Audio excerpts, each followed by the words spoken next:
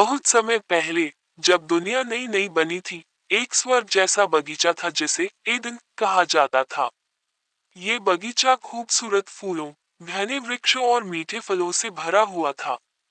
इस बगीचे में हर प्रकार का जानवर स्वतंत्रता से घूमता था और हर तरफ शांति और सुख था। इस बगीचे के केंद्र में एक खास वृक्ष था, जिसे ज्ञान का वृक्ष कहा जाता था।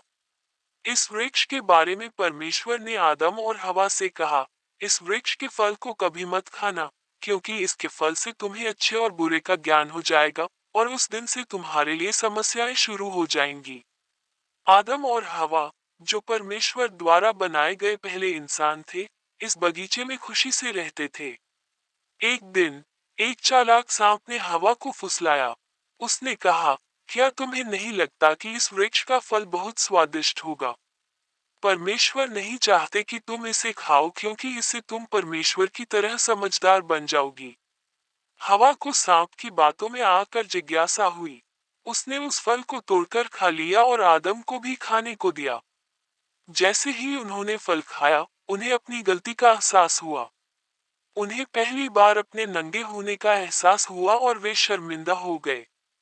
परमेश्वर ने ये देखा और आदम और हवा से कहा, तुमने मेरी आज्ञा का उल्लंघन किया है और अब तुम्हें इस बगीचे से बाहर जाना होगा। अब तुम्हें जीवन में कठिनाइयों का सामना करना पड़ेगा और मेहनत करनी होगी। आदम और हवा को बगीचे से निकाल दिया गया, और तब से मानव जाति को अच्छाई और बुराई के बीच के संघर्ष का सामना करना पड़ता है।